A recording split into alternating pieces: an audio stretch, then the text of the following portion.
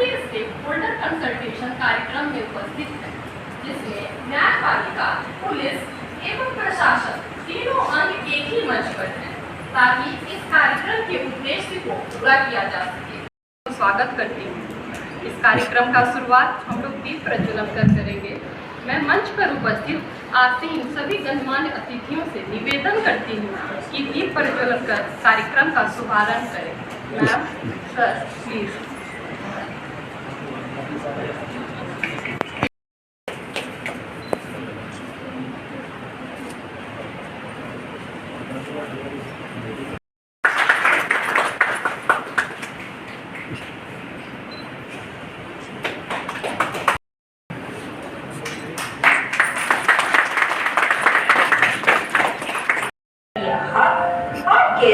From your parents or grandparents.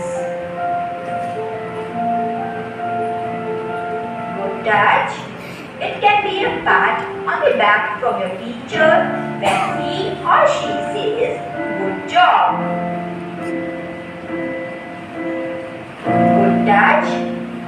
It can be shaking hands or giving a high five.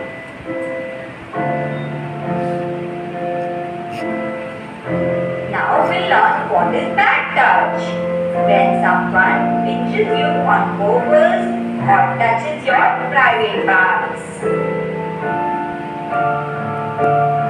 Bad touch. It is bad if that touch makes you feel scared and nervous. Bad touch.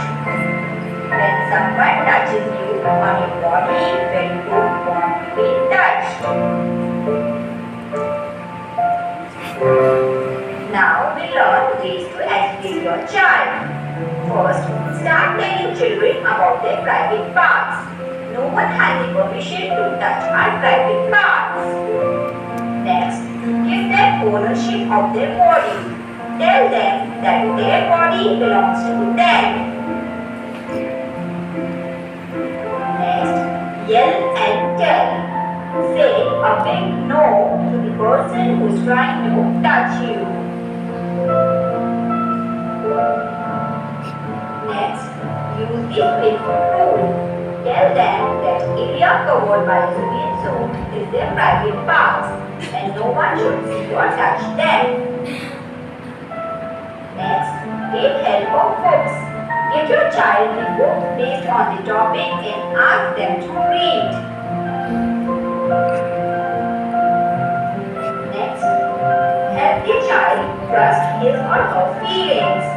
Don't force them to hug someone if they don't want to.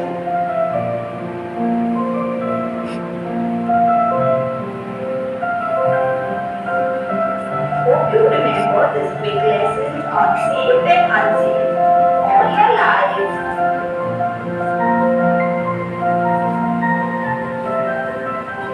Please ask your teacher or mom and dad to explain more. Don't forget to share this with your friends, kids.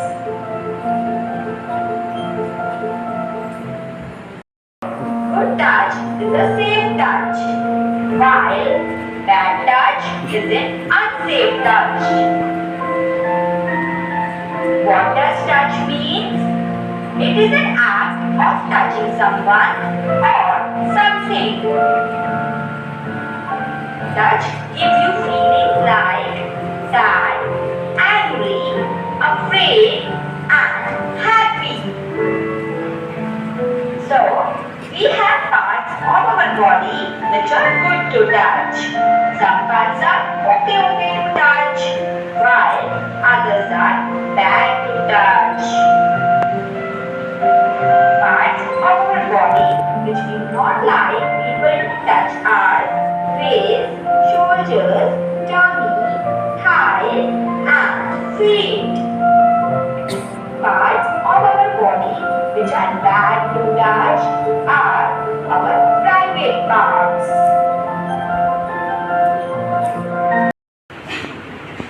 प्रधान न्यायाधीश उच्च न्यायालय पीठासीन पदाधिकारी श्रम न्यायालय आगंतुक ने भी यहाँ पे सभागार में उपस्थित अतिथिगण आज जो डिस्ट्रिक्ट लेवल जो मल्टी स्टेक होल्डर्स है उसमें हम लोग आज जेजे एक्ट के बारे में चर्चा करेंगे। जेजे एक्ट का जो अमेंडमेंट रिसेंटली 2015 में किया गया, इसका एक पर्पस था। पर्पस ये था कि 2012 में एक बहुत ही ब्रूटल और बहुत ही एक ऑफेंस ऐसा हुआ था तो समूचे समाज को झकझोर दिया था, और वो निर्भया कांड था। और निर्भया कांड में एक जुवेनाइल था। जुवेनाइल में जब होने पर जब उसकी ट्रायल होने लगी तो बहुत पब्लिक आउटक्राई हुआ कि उसको प्रॉपर पनिशमेंट नहीं मिलेगा, जिसके चलते एक सुवर्णम स्वामी थे, उन्होंने सुप्रीम कोर्ट में एक रीट फाइल किया और उन्होंने कहा कि इसे एडल्ट की तरह ट्रायल किया जाए। लेकिन जुवेनाइल जस्टिस बोर्ड ने उसका ट्रायल किया और 3 साल की सजा की। उसके बाद एक नए एक्ट की जिसमें 16 से 18 वर्ष के जो बालक हैं उनके द्वारा जो हीनियस ऑफेंस किया जाता है उसके बारे में प्रावधान करने की चर्चा होने लगी। उस वक्त के तत्कालीन मंत्री जो महिला कल्याण समाज कल्याण की थी, श्रीमती मेनका गांधी ने ड्राफ्ट प्रपोजल्स के लिए कहा और 2014 में इसका एक ड्राफ्ट प्रपोजल्स बना। 2015 में इसका इनेक्टमेंट हुआ और 2016 के 15 जनवरी से इस एक्ट आया। इसका जो स्पेशल फीचर इसमें जो लाया गया इस 2015 के एक्ट में इसमें था कि 3 तरह के अपराध की कैटेगरी को बनाया गया। पहला था हीनियस ऑफेंस, मिनिमम पनिशमेंट 7 साल तक का था। उसके बाद सीरियस ऑफेंसेस जिसमें मिनिमम पनिशमेंट या जो पनिशमेंट था 3 to 7 ईयर्स था।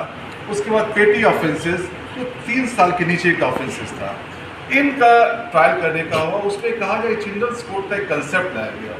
ये कहा गया कि अगर हीनियस ऑफेंसेस होता है और जेजीजी बोर्ड अगर साइकोलॉजिकल असेसमेंट टेस्ट के बाद पाती है कि ये एडल्ट की तरह से ये ऑफेंस किया गया और जिस बालक ने 16 से 18 साल के बालक ने अपराध किया है उसको उसे कंसिक्वेंस के बारे में मालूम था, उसका ट्रायल चिल्ड्रंस कोर्ट में होगा।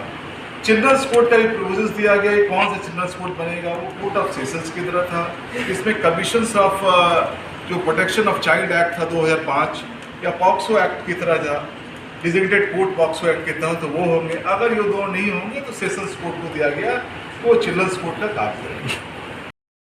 फैमिली जज साहब, लेबर जज साहब, DFO साहब, SDO साहब, इस सभा कक्ष में उपस्थित न्यायिक पदाधिकारीगण, पुलिस पदाधिकारीगण, doctors, NGOs, press and other stakeholders, आज हम लोग district level multi stake holders consultation on POCSO act और JJB एक्ट, इसके लिए यहाँ सभागार में उपस्थित हुए हैं। ये सीरीज़ का दूसरा कंसल्टेशन है। एक हम लोगों ने जनवरी फरवरी में किया था और आज फिर हम लोग जो है इस कंसल्टेशन के लिए यहाँ उपस्थित हुए हैं। सबसे पहला सवाल किसी के भी मन में आ सकता है कि जब इस विषय पर पहले से ही कानून हमारे पास था 376, 377, 354 एक्सेट्रा, तो फिर इस स्पेशल लेजिस्लेशन की क्या ज़रूरत पड़ी? तो इसको समझने के लिए और ये समझने के बाद जो है अगर इसको हम अच्छे से समझ लें तो फिर जो है इसका इम्प्लीमेंटेशन और जो रोल्स है डिफरेंट स्टेक होल्डर्स का वो उसके ट्रू पर्सपेक्टिव में हम लोगों को समझ में आ जाएगा। सबसे पहली बात है कि जो भारत जो है वो international right of children convention का सिग्नेटरी है, तो उस नाते भी और हमारे संविधान के आर्टिकल 53 में भी जो है प्रोविज़न है कि बच्चों के लिए अलग से कानून केंद्र सरकार को बनाना है। 39 ने जैसा SP साहब ने कहा वो तो directive principles of state policy में है। तो इसी बैकग्राउंड में हम लोगों को समझना होगा इस एक्ट का इनैक्टमेंट क्यों। तो जो पहले के जो प्रोविजंस थे रेप से संबंधित या महिलाओं के प्रति जो भी अपराध होते थे, तो उसमें फोकस था, हम लोग देखते हैं कि फोकस था वुमेन, चाइल्ड वर्ड कहीं यूज नहीं, तो उसका पर्सपेक्टिव भी जो है थोड़ा ब्रॉड था। और जो एक रिक्वायरमेंट चाइल्ड का जो एक नीड होता है, उसके साथ जब हम डील करते हैं तो उसका जो एक नीड होता है, उस लेवल का जो एक नीड होता है, उसका अभाव था उस इनैक्टमेंट में। तो उन सभी बातों को देखते हुए इसकी आवश्यकता आनी पड़ी कि बच्चों के लिए, बच्चों से संबंधित अपराध जो उनके साथ होता है, उसके लिए एक स्पेशल एक्ट का प्रोविज़न होना चाहिए। और इसीलिए ये एक्ट, पॉक्सो एक्ट जो है वो 26 नवंबर 2012 को फोर्स में लाया गया। जून में ऐसे हुआ था, फिर 2012 में ये एक्ट आया। जैसा कि पीडीए मैम और एसपी साहब ने बताया कि ये जेंडर न्यूट्रल एक्ट है। पहले फोकस था वुमेन पे, और ये एक जनरल कंसेप्ट था कि महिलाओं और बच्चियों के साथ ही यौन अपराध हो सकता है। जबकि फैक्ट ये है कि एक सर्वे हुआ था, उसमें पाया गया था कि 52% बच्चों के साथ यौन अपराध होते हैं, और सरप्राइजिंगली 15% मेल चाइल्ड के साथ भी यौन अपराध होते हैं। तो इस बैकड्रॉप में इस एक्ट को लाया गया और इसको जेंडर न्यूट्रल बनाया गया कि इसमें दोनों तरह के बच्चे, जो मेल चाइल्ड हैं और फीमेल चाइल्ड हैं, दोनों के लिए इसके लिए विशेष प्रावधान किया गया है।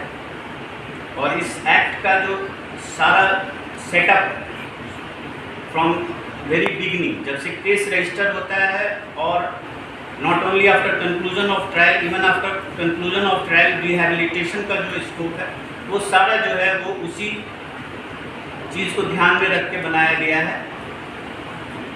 तो इसके लिए एक चाइल्ड फ्रेंडली प्रोसीजर जो है वो एडॉप्ट किया गया है इस एक्ट में शुरुआत से। जैसा कि हम लोग सभी जानते हैं कि किसी भी केस की शुरुआत दो तरह से होती है, एक एफआईआर होता है, एक कोर्ट में कंप्लेंट होता है। तो पॉक्सो में मेरा अनुभव है 2-2.5 साल का पॉक्सो एज ए पॉक्सो जज, कि कंप्लेंट्स बहुत कम फाइल होते हैं कोर्ट में, एफआईआर ही होता है।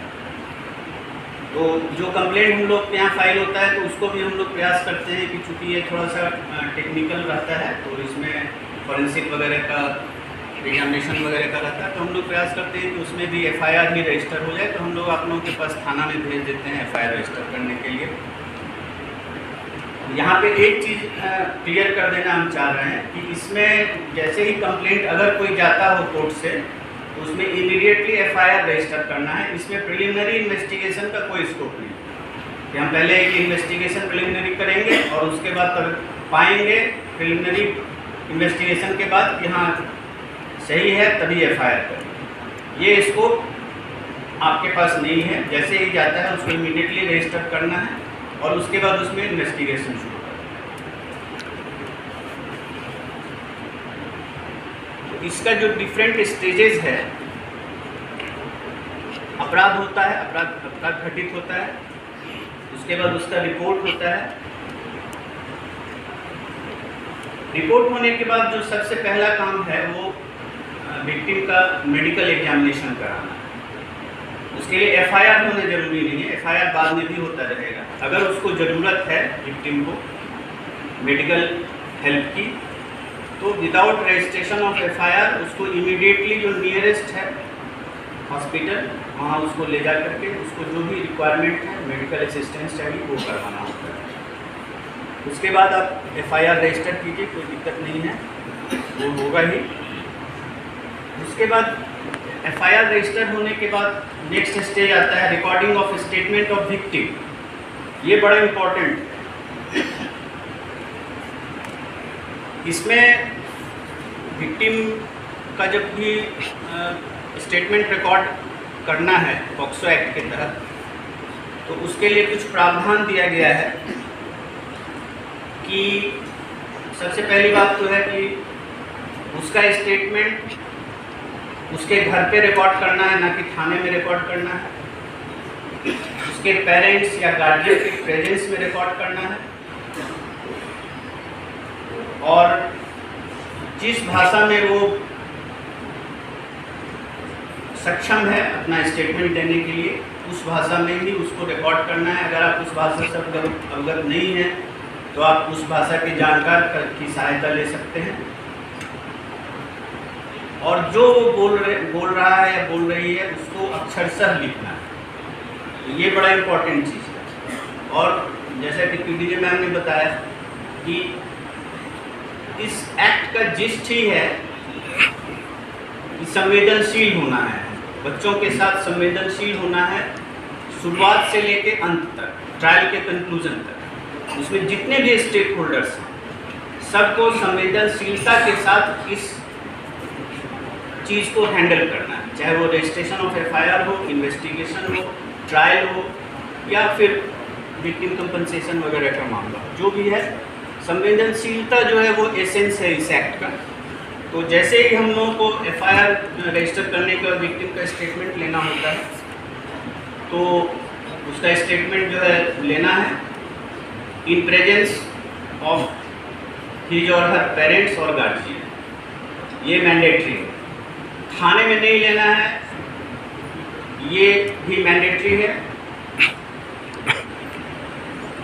उसको विक्टिम को एक्यूज्ड चाहे जो भी हो, बहुत केस में हम लोग देखते हैं कि घर वाले ही किसी न किसी तरह से इस एक्ट में इन्वॉल्व होते हैं, तो ये समझ के कि घर वाले हैं, इनका प्रेजेंस जरूरी है, तो आपको विक्टिम से अकेले में पहले बात कर लेनी चाहिए कि उसके साथ किसने घटना कारित किया है। और अगर वो किसी पर्टिकुलर घर वाले के बारे में बताती है तो आप इंश्योर करेंगे कि उसके बयान के समय वो आसपास मौजूद ना हो, ताकि वो बिना डर भय के अपना बयान दे सके।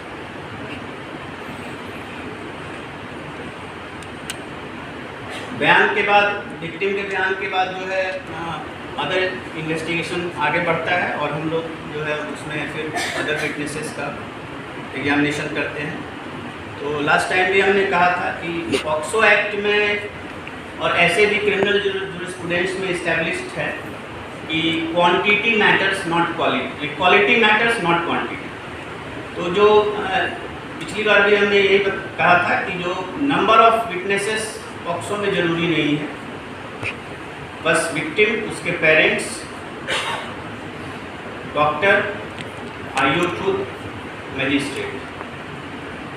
अगर फॉरेंसिक में गया हो तो वो 6-7 विटनेस, उससे ज़्यादा की ज़रूरत नहीं। इसलिए कि ये अपराध जो है ये हमेशा प्राइवेट में होता है और उसका बेस्ट विटनेस विक्टिम होता है। इवन उसके पेरेंट्स भी हियर से विटनेस होते हैं, लेकिन चूंकि वो माइनर है और तो इसीलिए उसके पेरेंट्स की भी गवाही जरूरी होती है। फर्स्ट हैंड जो है इंफॉर्मेशन चूँकि उनको मिलता है विक्टिम के द्वारा, तो इसलिए उसके पेरेंट्स भी। उसके मामा, चाचा, फूफा, फूफी का एग्जामिनेशन अगर आप नहीं भी करते हैं तो कोई दिक्कत नहीं। उसमें अननेसेसरी इन्वेस्टिगेशन में भी टाइम किल होता है, और फिर ट्रायल के दौरान भी हमको सारे विटनेसेस को एग्जामिन करने की ज़रूरत पड़ती है, तो उसका कोई पर्पस नहीं है। दूसरी बात है कि इन्वेस्टिगेशन जो है वो प्रेफरेबली विदिन 60 डेज इसका कंप्लीट हो जाना चाहिए, मैक्सिमम 90 डेज। अब ये एसपी साहब अभी नए आए हैं, इनको भी हम लिस्ट प्रोवाइड करेंगे। हमारे पास लिस्ट है 62 केसेस का, जिसमें मोर देन उपस्थित फैमिली कोर्ट जज, साथ में हमारे जिले के डीसी, तमाम एडिशनल डिस्ट्रिक्ट जज, सब जज, उपस्थित हमारे पुलिस पदाधिकारी, आप सभी को हमारी तरफ से हार्दिक आभार। आज जो हम लोग यहाँ पर उपस्थित हुए हैं, इसका जो ऑब्जेक्टिव ये है कि एक तो पॉक्सो एक्ट के बारे में बताना, अवेयर करना लोगों की पॉक्सो एक्ट का क्या रेलिवेंस है, और ख़ास करके जो हमारे पुलिस पदाधिकारी हैं जो कि इस चिल्ड्रेन से रिलेटेड जो ऑफेंस होते हैं उसके जो आईओ बनते हैं उसमें कैसे इन्वेस्टिगेशन करना है, उसके बारे में जानकारी देना और उनको अवेयर करना इस कार्यक्रम का मुख्य उद्देश्य है। इससे पहले हम ब्रीफ में आपको डीएलएसए के बारे में बताएं। DLSA basically district legal service authority, ये नालसा से आपका कॉन्सेप्ट आया है, जिसका कि मेन पर्पज है कि लोगों को कानून के बारे में जानकारी देना, अवेयर करना। हमारे कॉन्स्टिट्यूशन में आप पढ़े होंगे free legal aid, article 39A जो है, जिसमें ये बताता है कि मतलब ये जो डायरेक्टिव प्रिंसिपल स्टेट पॉलिसी, जिसमें राज्य के नीति निर्देशक तत्व हैं, जिसमें कि सरकार का, ये राज्य सरकार का या केंद्र सरकार का दायित्व बनता है लोगों को जो है फ्री लीगल एड मुहैया कराना। खास करके वैसे लोग जो कि अफोर्ड नहीं कर पाते हैं, उसके लिए ये अधिक जरूरी होता है कि इस तरीके के कार्यक्रम से, जहाँ पर कि मतलब हम लोग कुछ ऐसे सिविल डिस्प्यूट जिसको कि हम लोग सेटल कर सकते हैं, जो कि जिसका काफ़ी प्रोसेस लिंगर हो सकता है, अगर वो मामला कोर्ट में जाएगा और काफ़ी प्रोसेस से गुजरेगा ट्रायल से, तो वैसे मैटर्स को मतलब DLSA के तहत जो है एमिकेबल सेटलमेंट हम लोग इंश्योर करते हैं। तो मुख्य उद्देश्य ये है कि लोगों को कानून के बारे में जानकारी देना, और वैसे सिविल डिस्प्यूट्स जो कि मिलजुल करके हम लोग रिजॉल्व कर सकते हैं, उसको कानून के जो है बाकी और लंबे प्रोसीजर्स जो है मतलब उससे उसको बचाना, ताकि लोगों में कानून के प्रति विश्वास जो है वो जगे। और जहाँ तक आज के इस अवेयरनेस प्रोग्राम जो कि पोक्सो से रिलेटेड है, prevention of children from the जो भी ऑफेंस चिल्ड्रंस के अगेंस्ट में होते हैं, उसके बारे में अवेयर करना, तो हम आपको ये बताना चाहते हैं कि पहले भी IPC में जैसे 354, 376 वाले ऑफेंस में केस होते रहे हैं, बट जो पोक्सो एक्ट में जो बाकी जो IPC के सेक्शन से जो डिफरेंस वो है कि मतलब ये जेंडर न्यूट्रल है। हम सभी जानते हैं कि ट्रेडिशनल इंडियन सोसाइटी में हम लोग मानते हैं कि कोई भी जो ऑफेंस होता है वो मतलब उसमें विक्टिम जो है वो गर्ल्स होती है, बट यहाँ पर विक्टिम जो है बॉयज एंड गर्ल्स कोई भी हो सकता है। ये सबसे स्पेसिफिक है इस पोक्सो एक्ट का कि जेंडर न्यूट्रल है। जो सेकेंड थिंग है कि चिल्ड्रन फ्रेंडली, इस एक्ट को चिल्ड्रन फ्रेंडली बनाया गया है, क्योंकि आप सभी जानते हैं कि अगर जो 18 ईयर से कम के बच्चे, चाहे बॉयज या गर्ल्स हो, अगर उसके साथ सेक्सुअल एब्यूज, सेक्सुअल हैरेसमेंट के केस होते हैं तो काफ़ी ट्रॉमेटिक होता है। तो इसको चिल्ड्रन फ्रेंडली बनाए जाने का पर्पज ये है कि मतलब उनको ऐसा माहौल देना कि मतलब दोबारा मतलब वो ट्रॉमेटिक सिचुएशन में ना उनको ना फेस करना पड़े। तो एक ये चिल्ड्रन फ्रेंडली है। और सबसे भी अलग इम्पोर्टेंस इसका है कि जैसे इसमें वर्ड से एग्रावेटेड, जैसे जो कस्टोडियन होते हैं चिल्ड्रन के, अगर उनके द्वारा कोई सेक्सुअल एब्यूज, सेक्सुअल हैरेसमेंट वाला जो है वो क्राइम किया गया है, तो वैसे केस में जो पनिशमेंट है वो काफ़ी जो है सीवियर है। तो कहने का ये मतलब है, खास करके हमारे पुलिस पदाधिकारी हैं जो कि डे टू डे बेसिस पे ऐसे केस कोर्ट में IO होते हैं, उनको बहुत अधिक ज़रूरत है कि मतलब पोक्सो एक्ट के बारे में बारीकी से समझना, ताकि जो है जो वैसे जो चिल्ड्रन जो कि मतलब विक्टिम होते हैं उनको जस्टिस मिल सके कोर्ट से। तो इन्हीं शब्दों के साथ फिर से डालता को हम हमारी तरफ से सहृदय आभार। वो काफ़ी आ रहा था, जैसा कि आपने बताया कि ऐसी परिस्थिति हो तो भी आपको 60 दिनों के अंदर या फिर मैक्सिमम 90 दिनों के अंदर जो है आज़ादी कर देना है। ये चीज़ क्लियर हुआ यहाँ पर।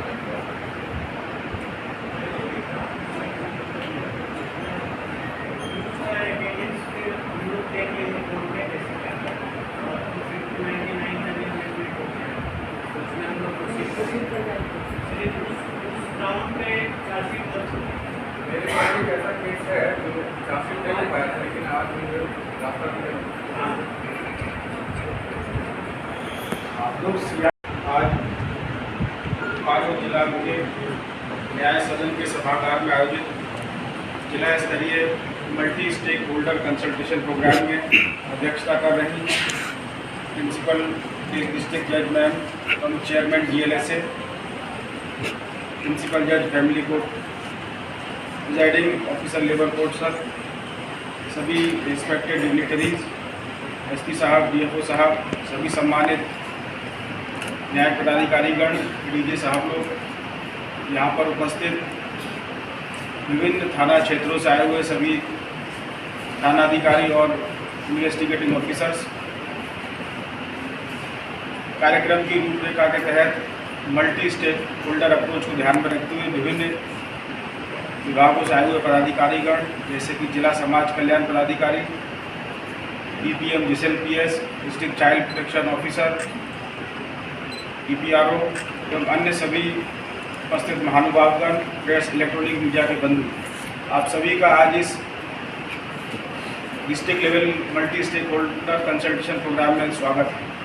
जैसा कि हम सभी लोग जानते हैं कि माननीय सर्वोच्च न्यायालय के निर्देशन एवं माननीय उच्च न्यायालय झारखंड के तत्वाधान में जिला विधिक सेवा प्राधिकार के द्वारा माननीय अध्यक्षा मैडम के निर्देशन पर समय समय पर किस प्रकार से कानून की प्रक्रिया की जानकारी देने के लिए, लोगों को अपने अधिकार के बारे में जागृत करने के लिए और न्याय को किस प्रकार से सुलभ और सरल बनाकर आम जन तक उसको पहुंचाने के लिए प्रयास लगातार किए जाते रहे। इसी क्रम में आज ये जिला स्तरीय multi stake holder consultation programme आयोजित किया गया है। इस कार्यक्रम का जो थीम है बहुत महत्वपूर्ण है कि किस प्रकार से protection of children from sexual offence act 2012 में आया, उसकी बारीकियों को, उसकी गंभीरता को समझते हुए जो प्रोसीजरल चीज़ें हैं उसके बारे में आज सभी लोगों के साथ ये मीटिंग रखी गई। इस मीटिंग का अगर हम लोग कंपोजिशन देखेंगे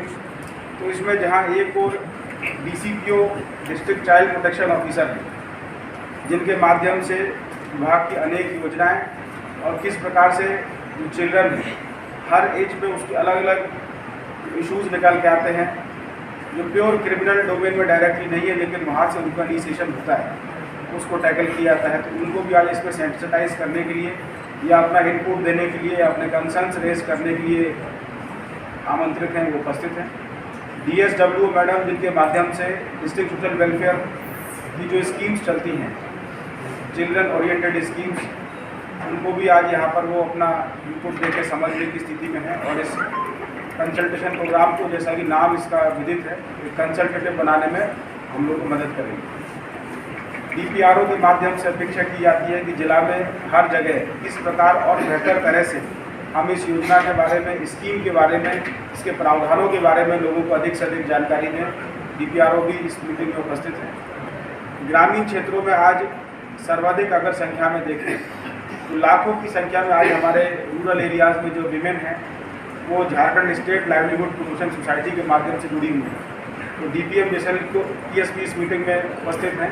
हम उनसे भी आशा करते हैं कि वो किस प्रकार से बेहतर तरह से लोगों को लोकलाइज्ड वे में चीज़ों को कन्वे करने में, असेंबल होने में, अपने राइट्स के प्रति जागरूक होने में मदद कर सकते हैं या सुझाव देंगे, ताकि हम लोग इस कंसल्टेटिव मीटिंग का एक मीनिंगफुल आउटकम निकाल सकें। ये सारी चीज़ें प्रिवेंटिव और प्रिकॉशनरी पार्ट में हैं, परंतु इसका जो महत्वपूर्ण और दूसरा अंग है कि जब किसी प्रकार का ऑफेंस कमिट होता है और न्यायिक प्रक्रिया की शुरुआत होती है तो हमारे सबसे नीचे स्तर पर कार्य करने वाले थाना स्तर पर और वहाँ पर IO बनने वाली जो हमारी टीम, उनको भी सेंसिटाइज करना, एक्ट के बारे में जानकारी देना, प्रक्रियाओं के बारे में जानकारी देना, वो बहुत आवश्यक है। तो वो इस कार्यक्रम की महत्वपूर्ण कड़ी है और मैडम के मार्गदर्शन और निर्देशन में आज हमारे जो सम्मानित रिसोर्स पर्सन हैं वो सभी को इस प्रक्रिया के बारे में विस्तार से जानकारी देंगे।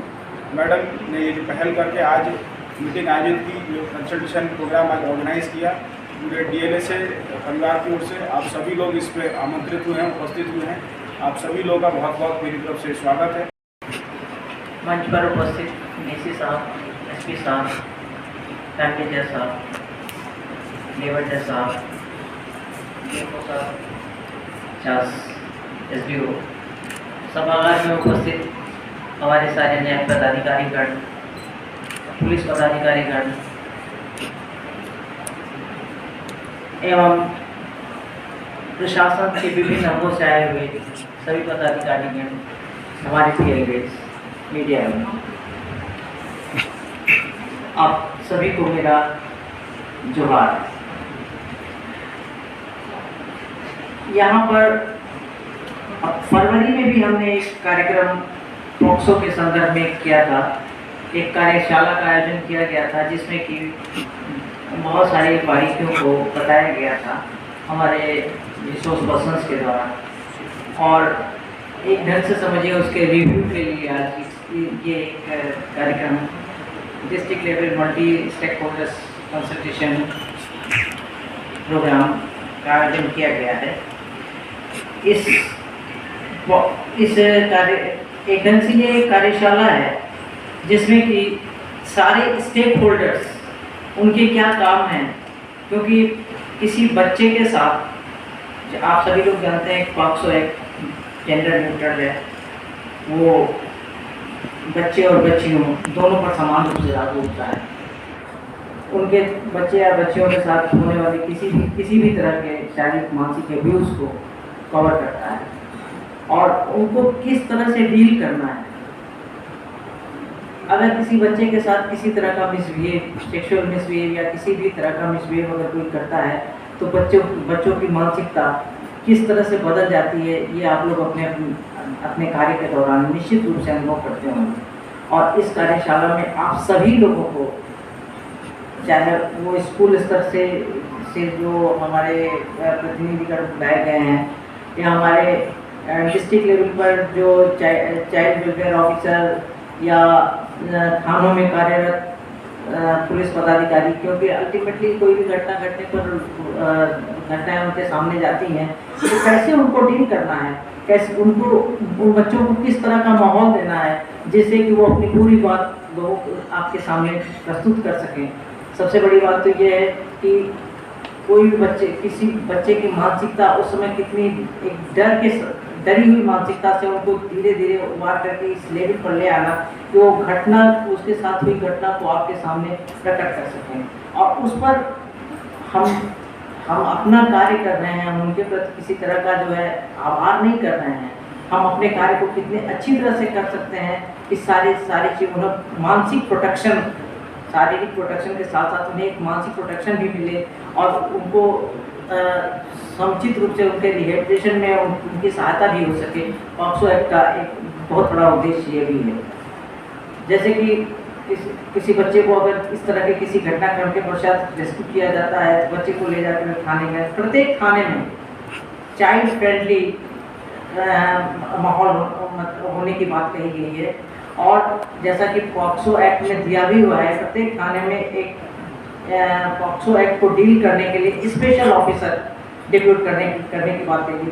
फरवरी में भी हमने इस बात को रखा था और आज पुनः हम एसपी साहब ने संज्ञान में ये तथ्य लाना चाहेंगे कि प्रत्येक थाने में पॉक्सो एक्ट को डील करने के लिए स्पेशल ऑफिसर डिप्यूट किया जाना चाहिए, जो कि इस तरह के मामलों को सिंपैथेटिकली और बहुत संवेदनशील तरीके से उसको डील कर सके। बच्चे जब चिकित्सीय जांच के लिए जाते हैं तो यहाँ पर सिविल सर्जन महोदय भी उपस्थित हैं या उनके जो भी स्वयं उपस्थित हैं, तो उनसे मेरा ये अनुरोध होगा कि डॉक्टर्स को इस तरह से जरूर वो डायरेक्शन दें कि उनको बच्चों के तरह से ही ट्रीट किया जाए और डॉक्टर्स जो हैं उनको उनके साथ फ्रेंडली बिहेवियर करें, जिससे कि वो और अधिक ट्रॉमा की सिचुएशन में नहीं जाए। कभी कभी होता है कि डॉक्टर्स थोड़ा सा हार्श अगर बोल देते हैं तो बच्चा डर के मारे बहुत कुछ नहीं बता पाता, बहुत कुछ नहीं समझा पाता है। तो ऐसी स्थिति से उसे बचने के लिए डॉक्टर्स को भी संवेदनशील होना पड़ेगा, तब जाकर के उस बच्चे की सही शारीरिक स्थिति का ज्ञान हम प्राप्त कर सकेंगे। इसी तरह से पुलिस पदाधिकारी जब भी उसको इंट्रोगेट करें उस तरह से एक फ्रेंड के रूप में, उसको फ्रेंडली माहौल देते हुए फ्रेंड के रूप में उनके साथ डील करेंगे तो ज़्यादा अच्छी तरह से वो कर पाएंगे। फिर जब बच्चा कोर्ट में आता है तो उसको हम वैसे भी वनरेबल विटनेस की श्रेणी में हम रखते हैं, उसको हमेशा उसको प्रोटेक्शन देते हैं। न्यायालय में पॉक्सो एक्ट के जितने भी गवाह आते हैं वो वनरेबल विटनेस की श्रेणी में रखे जाते हैं, उन्हें स्पेशल प्रोटेक्शन दिया जाता है और कोशिश ये की जाती है कि उनका और कल्प्रिट्स का आमना सामना डायरेक्ट नहीं हो। उसका कारण बस यही है कि ताकि वो सही तरीके से अपनी अभिव्यक्ति कर सकें। इस तरह से हम यहाँ पर जितने भी स्टेक होल्डर्स हैं उन सबको ये कहना चाहेंगे कि पॉक्सो एक्ट बहुत संवेदनशील एक्ट है। उसमें चाहे वो इन्वेस्टिगेशन का हो, चाहे ट्रायल का इन्वेस्टिगेशन का स्टेज हो या ट्रायल का स्टेज हो, इन्वेस्टिगेशन में चाहे मेडिकल जांच हो या बाद में उन्हें रिहेबिलिटेशन की बात भी जब आती है तो इन सभी स्तरों पर उनके साथ बेहद फ्रेंडली व्यवहार किया जाना चाहिए। इसीलिए ये एक स्पेशल एक्ट भी बनाया गया है। नहीं तो आईपीसी में तो पहले से सारी धाराएं थी, क्या जरूरत थी इसको अलग करने की? इसको अलग करने की जरूरत ये बच्चों की मानसिकता को समझते हुए इसको किया गया है और हमें इस एक्ट के उद्देश्य को पूरा करने के लिए उसमें दिए गए जो भी प्रक्रिया दी गई है उसको उसी रूप में हमें फॉलो करना है। अभी हमारे रिसोर्स पर्सन्स आपको इस एक्ट की बारीकियाँ बताएंगे। हम आपसे ये कहेंगे कि आपको जहाँ कहीं भी दुश्वारी समझ में आती है, बेहिचक बिना किसी झिझक के आप रिसोर्स पर्सन से आप क्वेश्चन कर सकते हैं, जिससे कि आप अपनी क्वेरीज को शांत कर सकें और एक्ट को सही तरीके से समझ सकें। इसी के साथ हम इस